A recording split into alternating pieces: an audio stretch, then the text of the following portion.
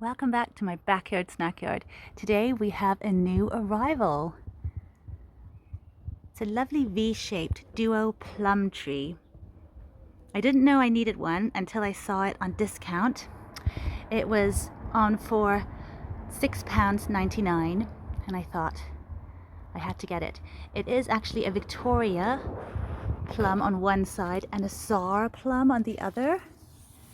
They both sound like really lovely plums. I mean, I have had a Victoria and I had to replace my Victoria, but it was lovely. There are a few breakages on one side. I'm not sure which side is the Czar and which side is the Victoria, but that will become apparent when they start fruiting. But there's quite a bit of breakage here. This one is already broken off here, and then this one is slightly snapped. This one is snapped too, as is this one up here. So I'll have to just do some pruning or just tidying up. And I want to get this guy straight into a bucket of water so he can soak some up while I get a little hole for him prepared. I do have a place in mind, so hopefully it's going to be a good spot.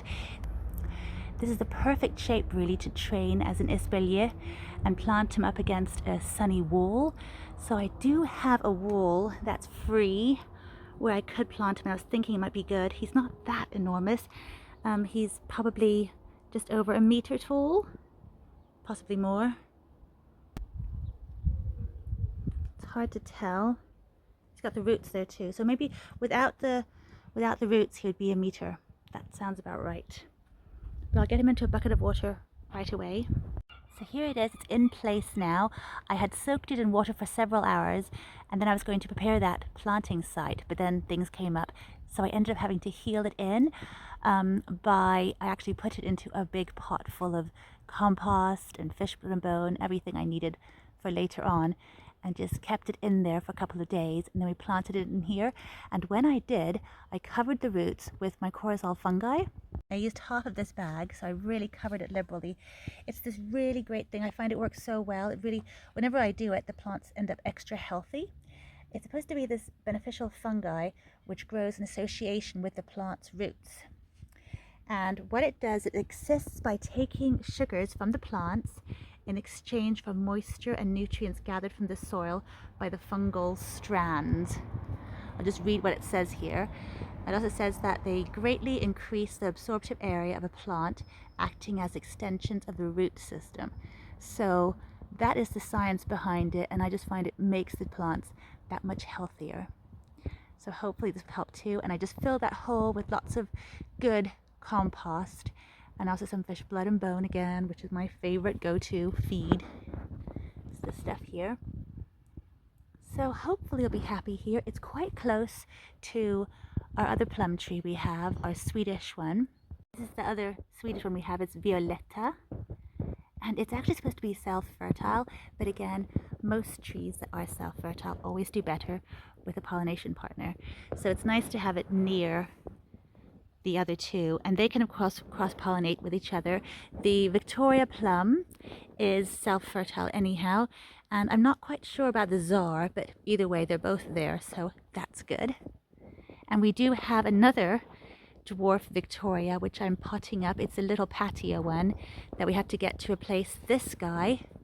He was here, he was big, he was fruiting, and he died. But there are actually some little bits coming out of him now, so he might, I'm not sure what this is. If this is going to be some kind of wild plum or rootstock plum. I don't think it is. I think it's above the rootstock, so you might have a little plum coming here. This is the stump of the Victoria plum that died. And you can tell the foliage is plum. So time will tell what kind of plum. I imagine it's just a Victoria. But that's a nice thing too, to have another Victoria there. There's some little suckers down here too, which I might remove. Oh, and look at the tulips. Look at this one. It's flame one. It's so pretty.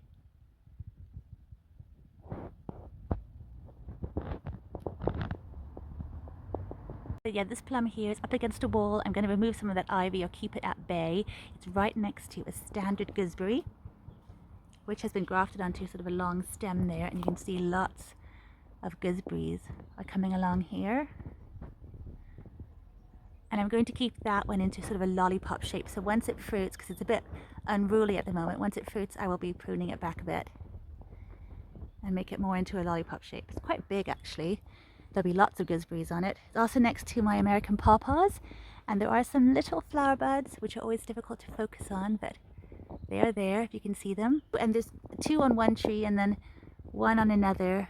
So I mean they could cross-pollinate, but I'm not expecting anything just yet. The 3rd tree, the smallest of the lot, still has not flowered yet. So he's also near an apple tree in beautiful bloom.